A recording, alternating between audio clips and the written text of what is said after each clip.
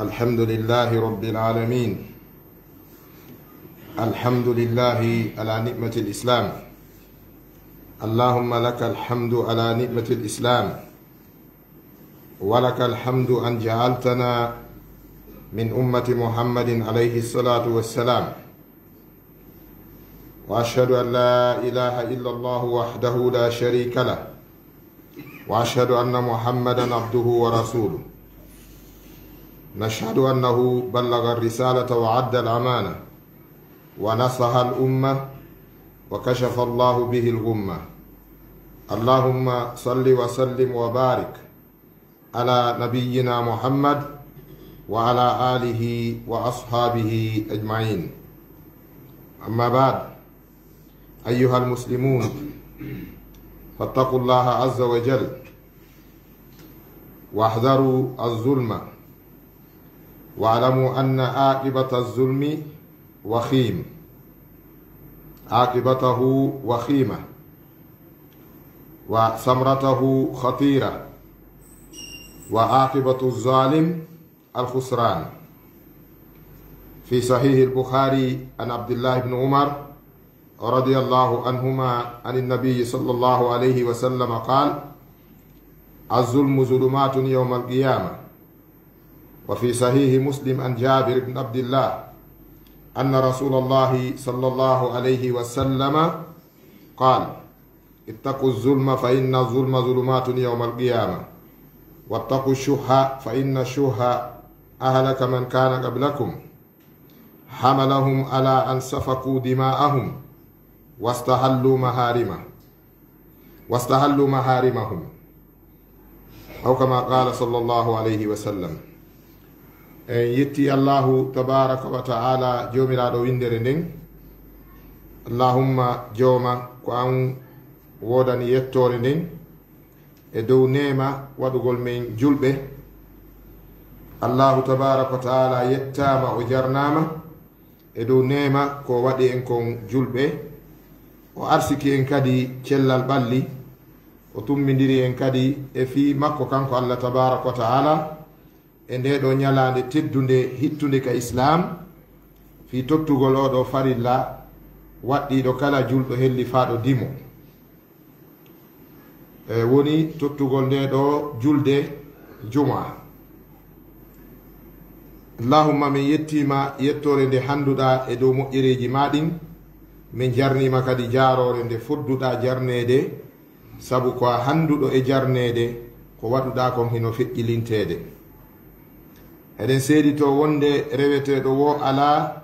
e dow handude e rewede si rewama si wona kanko allah. kala ko rewa ko wona kanko allah ko tooñe, ko majjere,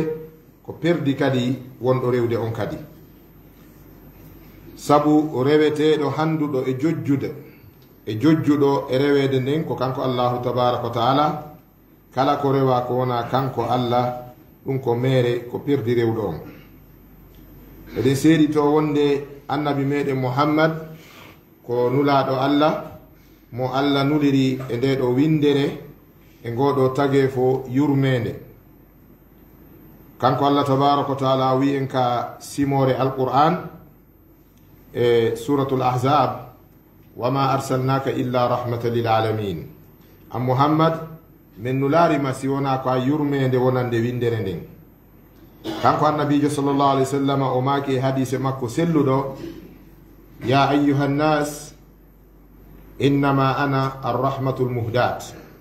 hey kono yo yimɓe ande de min ko min woni yurmede neldande nden. ɓe maaki kamɓe tigi ko ɓe yurmede nde allah neldi tage fo ngon. allah subhanahu wa taala lam yatrukna hamalan bal arsala ilayna rasulan. o akkirari en nin kanko allah tabaraka wa taala ɓaw tagi en o nuli oɗo nulaɗo e meɗen ko hino tindina en kanko allah ko faala kon, rentina en e ko kanko allah o faalaka kon. ko ɗum waɗi abdullah ibnu mas'ud radiallahu anhu o maaki: ma min khairin illa waqad dallana ilayhi rasulullah, wa ma min sharrin illa waqad hadarana minhu sallllahu alayhi wa sallam. moƴƴere ala sina oɗo nelaɗo tindini en faade e makko. bone kadi ala kadi si wona oɗo nelaɗo rentini en e muɗum mana ko Allah faala kon fof o tindini ko Allah welaka kon fof kadi o holli en o rentini en ga e muɗum ha Allahu tabaraka wa taala seeditanimo ɗum Allah wi balligh ma unzila ilayka fa in lam taf'al fama ballagta risalatak wallahu yasimuka min annas. Allah seeditanimo wonde o yettini e ɗeɗo ayeje ko ɗe shahada bi annahu qad ballaga risala wa adda al amana wa nasaha li ummati. O yettini o totti hoolare nden o laaɓani mofte ɗe reedu kala majjuɗo ka julɓe haray ko kanko suɓi majjere nden. Kala majjaɗo Allah majja nelaɗo sallallahu alayhi wa sallam annabi muɗum majja dewe mum ɗen no gollirte noon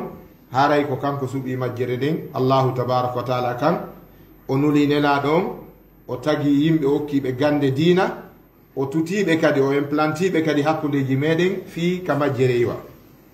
ko ɗum waɗi kala mo Allah addi ka hoore leydi ɗo o majja islamu o ala hujja yawmal qiyama. Allah tabaraka wa taala wi wa li kulli qawmin haad, yimɓe fof meɗen immini faade maɓɓe, yimɓe fof meɗen waɗi e muɗum ko hino tindina ɓe. ko ɗum waɗi janngugol jannowo ko wiyete ko tindinowo kaari no tindinde men no min faamira. en toriki Allahu tabaraka wa taala yo Allah arsi ko en enen kadi immagol totta ko ko waɗɗi en immorde janngugol diina kan gollitira. julɗo ɗo wawata kelɗude e nder majjere, julɗo wawata kelɗude ko majjaɗo, emo wawi ka huwodire o wona moƴƴuɗo. si tawi ɓerde makko no moƴƴi o wona nafowo, kono hakkude makko e Allah on si moƴƴay la budda min al ilm, ko be on tigui jangga. so on tigui janggari hakkude makko e Allah hentinotako. ɓe wi majjere aljahalu zulmun wa zulmu zulumat, majjere ko tooñe noon ko niɓe.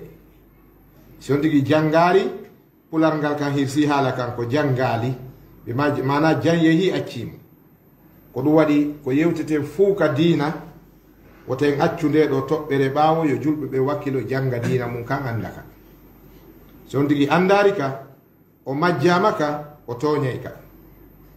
idan ko yen wakkilo fi andinagol diina kan. ɓe holli wonde ɓaawde duwani ɗen oɗo nelaɗo e yimɓe bele mo muɗum e sahabaɓe makko ɓen e hanaɓe duwanede ɓen ɗum woni julɓe iwtirɓe ɓaawo oɗo nelaɗo, heɓe ñentina sunna makko on, heɓe dari ka diina darande moƴƴuɓe aranɓe ɓen, heɓe laaɓani hoore maɓɓe, laaɓani diina kam, laaɓani Allah, laaɓani julɓe ɓen. en toriki Allahu tabaraka wa taala yo Allah wattidu en e ɓeeɗo o hafrana en junubaji men ɗin o naadi ɗen aljanna. ɓe wi kono yo julɓe no joli ka sahihul bukhari, ɗum woni deftere imam al bukhari nden wiyete nden as-sahihu bi mana sahul kutubi l islamiya bada tanzil. ɓaawo alqur'anare nden ka islam ko nde ɗo woni ɗimmere nden, mana référence islamique ɗimmo on après alqur'anare nden ko nde ɗo sahihul bukhari. no fottanaka kalamakoɓe islam wonde guluje jeego hadiseje tabituɗe ɗen nder ton ɗe fof hiɗi selli. tawnoɗe ɗen fof ceerno on no waɗi e ɗiɗi e mum o marnoɗe sera. imam hakimu ari moɓidiri ɗe wadde deftere no wiye mustadrak. amma kayre kan ala e nder mayre kullu hadisin rawahu al imamani fa huwa min babi sihahi yuaddu. kala hadise tawowo bukhari e muslim fillike mo ka yimɓe islam ɓen ka ahlu sunnati wal jamaa, hadise on ko selluɗo. ɗum ɗon noon ko yurnitande aranɓe e fottago sakkitiɓe. aranɓe ɓe yurniti tawi ɗum, sakkitiɓe ɓen tawti ɓe fottidi e maɓɓe e dow sellugol ɗeɗo defte ɗiɗi. jon noon kanko imam al bukhari o maki o filli hadis eggaɗo e abdoullah ibnu umar. abdoullah ibnu umar e andi ko ɓe wiyata jabalu sunna. ka sahabaɓe kadi mo jeyano e sibiyanu sahaba fayɓe ɓen ka sahabankeɓe, kono allahu tabaraka wa taala okkunomo gandal sunna batteji ko wiyete kon batteji nelaɗo ɗi sallallah alih w sallam, ka dewe, ka jikkuji, ka wondale. Abdullah ibn Umar yo Allah wele mo oɗo ko geɗal Seydina Umar wele ben makko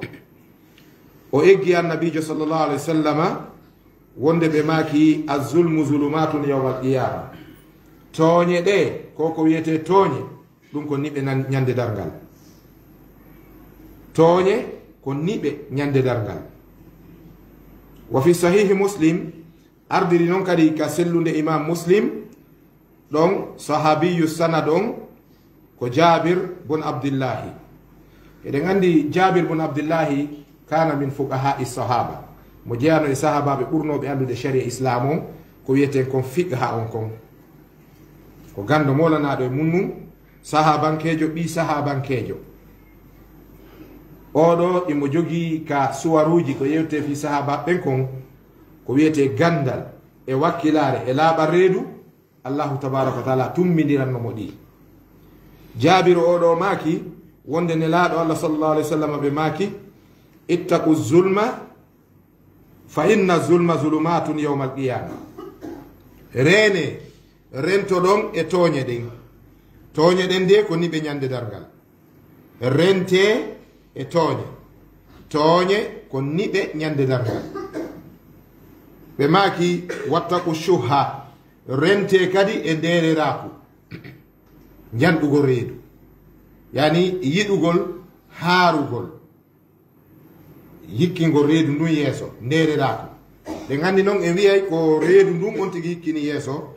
reedu ndun ko sasa kallowe ko ɓernde nden reedeɗata wona reedu ndun kono wiyete kaari ko derero mo yikkini reedu yeeso annabijo sallallahu alaihi wasallam ɓe maaki kala dandaɗo ɓore ngal ɗengal o danda bone reedu ndun haray o daɗi boneji ɗin fof kala daɗuɗo bone tuuyo shahaw o daɗi bone ndereraku o daɗi bone haala ɗengal ko wiyete ɗengal kon haray on tigi daɗi sabu ka ɗengal naɓata jommum ɗon no hulɓini ha feƴƴiti ko ɗengal tu wawani goɗɗo o daro o golla ha o moƴƴina o ɗuɗɗina ta ko goɗɗo jeeyi mo o ñoyi mo bonni inde mum ɓe fotta yawmal qiyama on ɗon ƴetta baraji ko golluno kon fof ko ɗum waɗi ɓe wi e nder bakkatuji ɗin ɗi fo e majji alkabairu min aldunub fa akhtaruha ba'da shirki wal kufri wa sihri wa qatli nafsi lmumin ko alghiba e nder bakkatuji jani ɗin ka islam si iwi e ko wiyete shirku kon e wano wargol hoore en e wano ƴaggalngol nene e baaba e wano mbilehu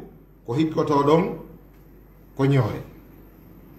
ɓe wi ɗiɗo bakkatuji fof hay shirku on e hoore muɗum ko ɓuri mettude tubande ko ñoore shirku no weɗi tubande shirku e bonde mum akbarul kaba'ir ɗum ɓuri mawnude e bakkatu shirku kono ɗum e muɗum hino weɗi tubande ɓuri ñoore sabu tububu e shirku ko ya nisu ko shirkunoɗa kon desida a wattata tertoɗa toroɗa allah yafuye amma ñoore a waɗay ɗiɗo tati ruttoɗa kadi e mo ño'aynoɗa on ara jiccoɗa yeeso makko toroɗamo yaafuye jantanoɗamo ko wolunoɗamo kon wiyamo noon joni ɗa torimo yaafuye ɗum no weɗi tubande ko go on yiidino on seedi on yiitidata yaadu naɓino mo ka wartata walla mayde naɓimo lakara joni noon kono tubirantamo eɗen heewi fijindaru si fure walike wiye julɓe ɓe fof yo yaafano fure on ɗo fof fotta yimen yaafike fure on kanko on ɗum wolante ko on ɗum wolante fure on kanko ko ɗum waɗi ko renagol aɗo nden ñalande imamu shafi'i yo maaki o wi hay goto hoolaka e dow fitinede fanni goski makko ɗin wallinaka yeeso makko alhayyu la tu'manu alayhi lfitna ko ɗum waɗi fena fenta mo renaki e ɗum o yooli ko golli kon ñoore jooɗagol wowla inɗe yimɓe aybina sabota décaractérise yimɓe ɗum fof ko ɗuwete wallugol gaño mum neɗɗo no mette hiɗa gollude maranama seydna oumar maki si mi ño'ay goɗɗo ko nene am mi ño'ata sabu si nene an hendike komi golli ko yanganiɗo lan hendi kono mo yanganakila yomi gollu mi rondo mi jonna on tigi oɗo Fudayl bun Ayyad o maki mo ño'i tato himo perdi kono perdi on no yettini mo ño'i nene mum ño'i bemmu ño'i karamo ko mum ɓeeɗo a ño'i yanganiɓe ma ka siko ɓeeɗo haray sitta hiɗa perdi kono ko jeyi baraji maɗin ɗon kon ko yanganiɗo ma amma noon neɗɗo mo fottirɗa nin tun himo mette joɗoɗa e hoore makko ko juulata e ko horata fof kanko jeyi toñe ɗen no jeeya e majji ko wiyete kon ñoore e tan koye wattan haqqile ɗum nelaɗo sallah sallam maki rente e toñe ɗen ko niɓe yaw ñande dargal nderera ko rente ɗum ko nderera ko halki yimɓe attinoɓe en ɓen yiɗugol ko woni e juuɗe goɗɗo yo fuuto mo yana e juuɗe ma yiɗugol kañum yo haaru hedditiɓe no waɗi wo yiɗugol laaworgol ko kafa mo waɗi ɗum o heɓi probléme ɓe wi wonde ko nderera ko ngun waɗno ha yimɓe aranɓe ɓe rufidiri ƴiiƴe ɓe waridiri ɓe toñidiri ɓe kalsidiri ko ye reeno e muɗum ɓe wi ikhwata l islam inna zulma zambun azim wa ismun kabir wa huwa sababun li kulli sharrin wa fasad wa kulli bala'in wa iqab fa huwa manba'u razaili wal mubiqat wa huwa masdaru shururi wa sayyi'at wonde o ko wiyete tooñe ko bakkatu mawɗo azulmu min al kabair tooñe no jeeya e bakkatuji jani ɗin bakkatuji ɗi anndanɗa hoorema ɗi reway e neɗɗo joom majji ɗi ɓooramo ko wiyete baraji kon ɗi accidamo e bakkatuji ɓe wi tooñe ɗen ko ɗum woni sabu kala bone mo yuɗon e leydi e nambara e kasaraji ko woni wadde konka hoore leydi Allah ɗo ko tooñe ɗen woni sabu muɗum ko jarrabu e mawɗo kadi no wona sabu kadi lette huuɓitude ko kañum kadi woni ɓulirde kala jasere e foofere ko kañum kadi woni kala bone e pankare e ayrugal ko watta hakkundeji yimɓe e fitnaji ko wonɗo yiɗi no waɗa ka hoore leydi ɗo tooñe ɗen no jeeya ko tooñe ɗen woni sababu muɗum mawɗo on ɓe jonni misal ɗe leyɗe waɗayɗe guerre civile ɗe leyɗe heɓayɗe rébellion ɗe leyɗe ɗe kuudetaji ɗuuɗi e muɗum fop e muɗum ko wonde sabu muɗum ko tooñe ɗen tentini wonɓe yeeso ɓen hanunoɓe surude tooñe ɗen ɓen si ɓen woni tooñoɓe hande kadi ɓe ɓuttinta jama o wurata e jam ɓe mana tooñe iwrayɗe ɗen sengo lamɓe ɓen on tigui laamo o ƴetta stratégie firawna on divisé pour régner farrikta suud ɓe gandi ko ɗum firawna joguino sendu laamateri ndin wawaɓe o gandi si lanɗo laamike leydi tawi koye leñol ma ngol o jeeya o wi ar waɗa kala ko faalaɗa miɗo ɗo goɗɗum hewtatama ko an o ɓuri fallude dini ɓe duñumaɓe ge mum yatoñoy sabu a hoolorto laamu mum ɗon laamu ko wotoro heddoto laamu Allah ngun e hoore kadi an tigui haray o lorrima sabu so follike ma o maayi an e yimɓe ɓen honto fondoton donc o wallarima firawna ko on politique joguino o ƴetti qibtiyankoɓe ɓen o towni ɓe o ƴetti banu israil o jasini o yeeti ɓe yakoye siɓɓe protégeanela laamu ngun tum wone takko an ɗo tu wo taw jaɓu mi itteɗo wo taw jaɓu few mi follo wone takko an ɗo mi lammini on e hoore ɓeya ɓe wona enen ɓe woli ko yimɓe wolata hande ko enen wontanara wumban salli sifa ɗin piiji ɗon o wowli sifa ɗin Allah déclari mo ko alqurana yeetagol en wonde ko ye reeno si e rewi ɗon ko fitnarata Allah wi inna fir'auna ala fil ardi wa ja'ala ahlaha shi'an yastadifu ta'ifatan minhum yudhabbihu abna'ahum wa yastahyi nisa'ahum ɓay Allah yewti ha ɗon sa wayliti tunga yewti aya on ko woni yeeso ɗon wa nuridu an namunna ala allazina studifu fil ardi wa naj'alahum a'immatan wa naj'alahum alwarisin Allah wi gasi yo jokku meɗen faandi menen kadi goɗɗum ɓeɓe o jasini o lo'ini ɗo o itti bote mum si ɓe warama ko fufala fuu si ɓe jattama ko fufala fuu si ɓe bonnanama ko fufala fuu si ɓe sokama ko fufala fuu ɓeeɗa si memama dillina yadu noon Allah wi min ƴetta ɓe lo'inaɓe jasinaɓe ɗo min watta ɓe hoore min waɗa ɓe lamɓe a immatan on ɗon min waɗa ɓe lamɓe hiɓe mari diina hiɓe laami hiɓe andi Allah hiɓe andi no laamorte ɗum woni a immatan wa naj'alahumul warisin min waɗa ɓe kadi laaworayɓe leydi ndin on warisina ɗon firetake ronoɓe ko kamɓe laaworta leydi ndin, ko kamɓe sakkitorta ndi. bi mana si ɓe laamike ɓe moƴƴini fowni sa hanno ɓe laamo law. hande kadi ɓe laawori.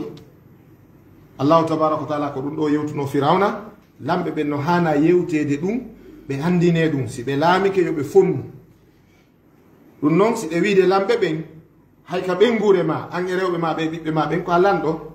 secteur mo laamiɗa on ko a lanɗo, quartier mo laamiɗa on ko a lanɗo, commune mo laamiɗa on ko a lanɗo, juulirde nde ardiɗa nden ko a lanɗo mayre, on faami. kono noon yarata ha ka ministére ji ha hewtoya noon joni ko ɓenta kon chef suprême on. ɗum kadi ko haala sama kala ha noon. qui est suprême? allahu tabaraka wa taala. kono wiye chef de l'état on, président de la république on, oɗo emo laami leydi ndin fof ko wiyete c'est le père de la nation. fiino woodi heccuɓe mo ko wiyete ko kanko woni mana hoore on. ɓeɗo fof no duwa nande wonde kala heɓɗo responsabilité hum ko yo fonnu ɓen ɓe o responsabilisa hoore mum, o anda laamu ko luɓal, laamu ko tanhu. ko ɗum waɗi so ndaari afrique ɗo ko noon continent ngo ngo boniri o foppe makko. laamiɗo wo yimɓe mum ɓe no dogude ara ɓen alhamdulillah jaka heeɓi teddungal ne laami kene o innade ɓiɓɓe ɓe minade ka larmi, ade ɓiɓɓe ɓe minade ɓe fonction publique. si ɓe yaari ɓe naɓe no habbe taw meɗen darude no marsira. kanko mo andi si yimɓe makko ɓe mbakike mo ɓe woni e laamuji ɗin, hande kadi goɗɗo watamo yittude ɗum. e nder ɗum ɗon mayde noon fiɗamo ɗon kamɓe nayle mort. jiwku jakum no ɓe yaynami on va retenir le pouvoir, ɓe yayna on va retirer e retirer si nangoni ɗi ko on ɗum watta. hande kadi leydi ndi heeɓi probléme. wuuroɓe ndin ɗon wurata e jaam, ɓuttu waɗata développement yahata e ɓatta kadi. walla woɓɓe goo hawto ɓe nanono ngu laamu ɗo tooñe ɗen no ɗuuɗi, ɓen no waɗa coup d'état. faami oɗo ko haaju makko tungo jokki, ko yimɓe makko ɓen tungo andi. o créé fuite e leydi ndin, développement on woni à terre, économie on woni pourri, donc le pays va tomber. maintenant nous on va faire un coup d'état. ɓen ɗon hawto waɗa coup d'état. ɓen ɗon kadi si waɗi ɓe waɗa sifa koya waɗi kon, woɓɓe goo kadi waɗa ɓuttay. hande kadi ko ɗum waɗi so ndaari ko ɓuri mapade ko fijowo ballon, par ce que mo ɓe no hatto jini e markugol fotore waɗay waɗata. si leydi mo ɓe no faala laamade mo feeno wala wadde coup d'état, hay goto fottako, hay goto marsinta. ko ɗum woni ka continent afrique ɗo, ko ɗum feƴƴuno lagine ɗo, ko ɗum feƴƴi mali, ko ɗum feƴƴi burkina. ko systéme goto, gurdal gotal, angal nunɗal gotal, angal peewal gotal, ko ɗum woni addude oɗo inkimas alladi na ishuhu o mo wurɗen hande. nunɗal ngal si tooñe waɗi, kala ka tooñe waɗi yimɓe nden ɗon nokkure ɓuttinta. ɗum ɗo islam a raison. islam on no mari gonga, yeetagol yimɓe ɓe yoɓe accu tooñe, yoɓe fonnu jama on, yoɓe jonnitumo be haqqe mum on. tooñaɗo wo yo walle, tooñuɗo wo yo juuɗe makko ɗen nangue itte e tooñe. ɗaare o procès 28 septembre naɗo ñawede ɗo, ɗum déjà no hersinani leydi ka wiyete leydi ni c'est un pays de croyant. joni wiyen islam et christianisme, woloɓe fi allah, ɓeeɗa dimasire be kaka coociru ñallata sooƴa allah. ɓeeɗa kadi wiwata ka juulidde, laaɓi joyi ɓe fotte ka juulidde ɓe juulay. kono ndaare ko hersini ko yurmi ko wona sifede ɗo. ndaare goɗɗo ara o wiya bon moi je suis croyant au nom de Jésus, je vais dire toute la vérité. o fuɗɗo wolde ara e bunɗo no suti o fenay woni. goɗɗo kadi arayna bisimillah o juula e nelaɗo ena komi julɗo mi wolanta on ɗo sina gonga. ta so fuɗɗike wolde ay hoore makko taw himo andi koye fenade woni. donc si yaari ni ɗum ɗo no hulɓini ha feƴƴiti keerol, no hersini ha feƴƴiti keerol. en felidira e woni kono ñolu ngun no cenɗe ɗen ɗiɗi kala haray tooñe ɗen kala makko ɓe fecci ɗe pecce tati. ɓe wi ko nde jiyaɗo allah tooñata jooma mum, e nde jiyaɗo allah tooñata hoore mum, e nde jiyaɗo allah tooñata tana mum. ko woni tooñugol allah ko shirkalngol mo e yeddugol mo. allah tabaraka wa taala yewte ɗengal lukman alhakim. lukman a wi ɓiɗɗo mum on, la ya bunayya la tushrik billah fa inna shirka zulmun azim. hey ko ayo bobo am wota shirka ngalla de, ko ko wiyete shirku ko tooñe mawɗo. ko hombo tooña? ko mawɗo on tooña, ko ɗum si tooñe ɗen woni tooñe ɓurɗe mawnude. keferaku ko toñugol Allah daragol non kadi bonna yimɓe ɓen jatta goɗɗo waramo rufamo ƴiiƴam bonnamo ko wiyete avenir gurdam makko ɗam bonna fi makko jooɗo jala inna mi hollimo miɗo ɓurimo ɓurɗo ma onno habbima allahu tabaraka wa taala ɗum ko wiyete tooñi jiyaɗo si tooñi jiyaɗo ɗimmo mum ko wiyete tooñi tagol ko yeddugol Allah deppito e geddi ɗin hara ruttaki tuuba laɓɓina siko ko woni hakkunde ma yalla tuuba siko ko woni hakkunde ma e wonkimaki hiɗa ukkude ke nambara ruttoɗa yiwa e mum siko ko waɗɗa goɗɗo yiitida e makko yaafinoɗa toroɗamo yaafuye wano keeri ɗin ka cuuɗi ko ko wiyete borno wallahi hadise selluɗo annabijo sa sallam ɓe maaki mo sottini keerol allahu tabaraka wa taala harminanimo ɓuttu laakara keerol sottintake ka borno woni ɗon ka fotta ko keerol ngol ni mo dirtini ɗon toraki jolle en ni yawmal qiyamati to tawwaku lahu 70 aradina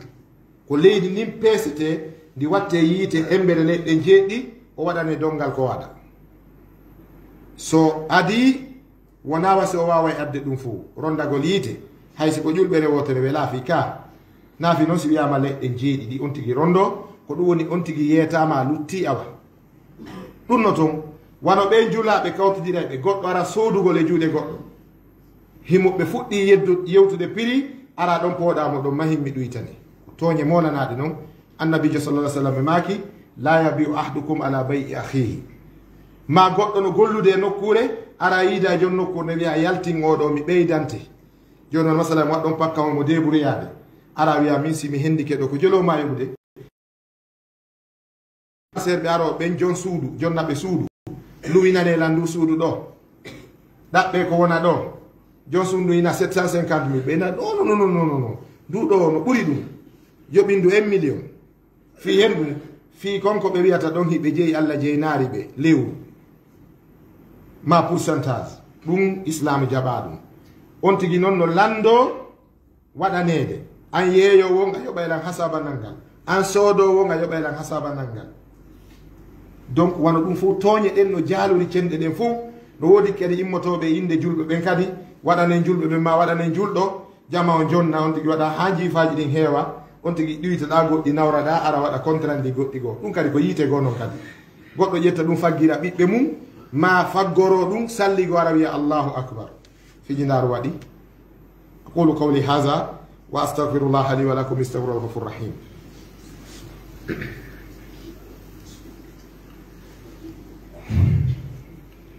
bismillahi rahmani rahim alhamdulillahi rabbil alamin اللهم لك الحمد كما ينبغي لجلال وجهك العظيم وأشهد أن لا إله إلا الله وحده لا شريك له وأشهد أن محمدا عبده ورسوله اللهم صل وسلم وبارك على سيدنا محمد وعلى آله وأصحابه أجمعين يتي الله تبارك وتعالى جوميرا دو ويندere nden yettore e jaarore fuu wodanimo tawde mo hande e muɗum ko fodduɗo e jarnede yettede o wi ko an yo jooma yettore wodanima wodani mangural mangal e mawnugol doole maɗen mi seeɗitike reweteɗo wo ala e dow handude e rewede si wona Allah mi seeɗitike Muhammadu ko nulaɗo Allah juulu e makko ɓeyda jam e kisiye kanko yimɓe bele bo makko e sahabaɓe makko ɓen ɓeyda jam e kisiye dow kala taaɓiɗo ko islam taɓande maɓɓe no haniri noon ha ñande ronɗa leydi ndin amin o duwa ɗo allahumma laka alhamdu kama yanbaghi li jalali wajhik wa azimi sultanik ñande goo e laaɗo sallah sallam filli ɓe maaki goɗɗo no jooɗino e nokkure no janto inde Allah emo andita Allah emo janto inde Allah ko o duwa ɗo wonno jangude malaika ɓe ngari fi windugol baraji makko ɗin ɓe winda e ha ɗerol windetego ngol heewa ɗerol ngol siiɓo ko winda kon ndaha malaika ɓe anda bindi ɗin ɗi mutika ɗerol kono ɗerol ngol wi'i awa winde kadi ɓe windi ɓe continue ɓe windi ɗon ha gila weeti ha nange muti nde ɓe windi wo warra noon oya no jooɗi no jantade inde Allah mo jangude oɗo du'a allahumma laka alhamdu kama yanbaghi li jalali wajhik wa azimi sultanik. on tuma malaika ɓen haldi yo ɓe yewka Allah ɓe yeeto Allah ko nin feƴƴiri ɓe ari ka Allah ɓe wi Allah ede handi ko waɗi kongoy kono ko nin men hawriroyi min gerdi e timminalngol o baraji min ronku Allah wi yo yangu hoore mum ko woni wolde ɗon kon no ɓuri on onon malaika ɓen on wawata windande on baraji ɓe wi ko ɗum goye min windi inde makko nden e ko wonno wolde kon min addi min jonnima an Allah Allah wiya on waɗi ko hani kon sabu ɗi o woni wolde ɗin ɗon alaka ɗin heƴa oɗo ko simin fottoyi tun o maayi o tawi lan ɗo mi wiyamo yo suɓo ko ɓuranimo wo e gurdam moƴƴam mi jonnamo ɗum amma baraji on wawatamo windande sabu ko woni wolde kon ɗo no ɓuri ko anduɗon kon emo wiwde hey ko ayyo jooma yettore wodanima wano handiranma noon eɗon andi ha on to mi weltoto malaika wi ɓe ganda wa azimi sultanik e ko laamuma mawni iɗon andi ha on to laamu am mawni malaika wi anda o wi on wawa no windande baraji ko ganda no fotta isan walline ɗo dosieji makko ɗi yaho ñande o maayi o taylan ɗo o min miɗa andi komi waɗanam allahu tabaraka wa taala jantagol mo ngol no moƴƴi bal koko jeeya e ko ɓuri moƴƴude e dewal konnguɗi no woodi ɗi fukka e bakkatu o laaɓa pos sina haqqe goɗɗo wigol noon miɗo wadde istigfaru ma miɗo wadde salatu ala nabi ma miɗo mantude ɗo Allah e nelaɗo fi yo Allah yaafolan tummu goɗɗo kummi ñaami a fiji yo Allah yaafolan mbuuɗi goɗɗo ɗi mi luttini a fiji yo Allah yaafolan debbo goɗɗo no waali ka danki ma hiɗa wadde astagfirullah fi yo Allah accani ɗum ko sama kala noon ko sama kalaji ɗin noon allahu tabaraka wa taala o yaafotako ko jiyaɗo waɗi jiyaɗo ɗimmo mum ha jiyaɗo rutto e ɗimmo makko mo waɗi on si on ɗon yaafike Allah yaafike so yaafaki Allah yaafotako few haray ko jugement engagé ko ɗum waɗi en hani renade haqiqa renagol tentini ka ɓadodire meɗen ka gollidal ka ɓadodiral ka wuuridugol koye reno moƴƴa se renaki probléme ji no ɗon probléme ji no nder wondigal ngal no nder huwodiral ngal no nder ɓadodiral ngal ɓe wi wa fi sahihi muslim an abi zarrin an nabi sallallahu alaihi wasallam fima yarwi an illahi tabaraka wa taala annahu qal ya ibadi inni harramtu zulma ala nafsi wa ja'altuhu baynakum muharraman fala tazalamu daroren oɗo hadis al qudsi hadis qudsiyankejo ko wiyete hadis qudsiyanke ko ka Allah yewti nelaɗo fillani en konguɗi Allah ɗin tigi no Allah yewtiri noon wiye nelaɗo maaki kono ko ɓe filli ga e jawma maɓɓe ko wiyete hadisul qudsi ko interprétation divine wiyete hadisul qudsi nelaɗo sallallahu alaihi wasallam ɓe maaki hadis on ko Abu Dharrin fillimo himo ka sahihu muslim nelaɗo maaki sallallahu alaihi wasallam Allah de wi'i Allah de daali Allah wi'i wonde min Allah mi harmini toñe ɗen e hoore am mi toñata qur'ana no confirmi ɗum wama rabbuka bi zallamin lil abidi joma ma wonari toñowo ko ɓuri e fandude Allah toñata o wi mi harmini toñe ɗen e wonkiyankin wa jaaltuhu baynakum muharraman mi waɗi toñe ɗen hakkundeje moɗon ko harmi fala tazalamu taw toñidiri yandi mi harmini toñe ɗen e hoore am min taguɗon on mi toñata on mi waɗiɗe hakkunde mum on ɗum tagaɓe am ɓen harmuɗe wota on toñidir ko satti wo ko satti ha hadis on finɗoya nokkugo wonde allahu tabaraka wa taala wi innama hiya amalukum usiha lakum awa ko wonɗon gollude kon ko golleji mon ɗin ñawirete ɗon hiɗon gollude miɗo moɓande on mo ari tawi moƴƴere lakara yo yettu Allah ko moƴƴo o tawoyi bone lakara fala yalumanna illa nafsa o toñata sina hoore makko se ndaari oɗo hadis al qudsi alladi rawahu abu dharrin radiallahu anhu ko hadis hulɓiniɗo ni karma ko ɓe naati e makko ɓe walɗi fanimo defte ɓe waɗi shuruhuji ɓe waɗi tahrijati ji fi no ɓeyden famirde hadis o ɓe wi ko fi hen ɗum Allah yeetori e wonde o harbini tooñe jaati makko kini ko fi wata goɗɗo ɓaaror yurmede Allah o tooña wota on tigi wi mi tooña e o yandi Allah ko moƴƴi on tuma noon mi tuuboya faami en fof eɗen gandi Allah na tooñowo kono yeetagolle ɗum ko yeetagolle woten ɓaaror yurmede makko nden kanko Allah tooñen Allah ko moƴƴo waɗen ko faala ɗen wi'ugol en kadi o waɗi tooñe ɗen hakkundeji meɗen ɗum ɗon ko timmingol hujja e dow meɗen rusulan mubashirina wa mundirina li alla yakuna linnasi ala llahi hujjatun ba'da rusul nelaɓe ɓe yettini fiwota yimɓe ɓe heɓoy janngo argument wonde si ɓe ganduno ɓe wattano o waɗi tooñe ɗen hakkundeji moɗon ko harmu ɗum o noon o rentini noon o wi fala tazalamu yandi wota on tooñidir tooñe ɗen wiɗen ko ɗe ɓurata noon iwrude karama ko ɓen ko taski kon e ko yewta kon e ko wonɗe yirde gite men ɗen tooñe ko ɓurata iwrude kaka jondole ko lanɗon ɓurata tooñude laamateri ndin ndini nde laamateri ndin tooñi mo sabu si laamateri ndin tooñi lanɗo on ɗum ko goɗɗum ngo wiyete si lanɗon tooñi laamateri ndin ko tooñe goo wiyete si lanɗon woni ɗon ha laamateri ndin tooñidiri ko tooñe lanɗon kadi wiyete o gandi lanɗon no mari ka tooñe iwranamo ɓuri laamateri ndin koɗum waɗi Umar bun Abdulaziz o wi'i wo mi laamike on forsilan ha mi laamike o rondilan ɗo ko mi yiɗano mi falanoka sabu dammol si bonoru hande iwata e leydi frontal yeeri naata ka nden laamateri an ɗo ñaama dammol sina Allah darno yeela yawma qiyama landitolan fingol dammol si a laamike yimɓe si bonoru iwi nokkugo ndu ñaami dammol maɓɓe a daroy to yeeso Allah fingol dammol yawma qiyama koko yimɓe woni wardande ɗo be mi laamu be mi fewja no hulɓini ha feƴƴiti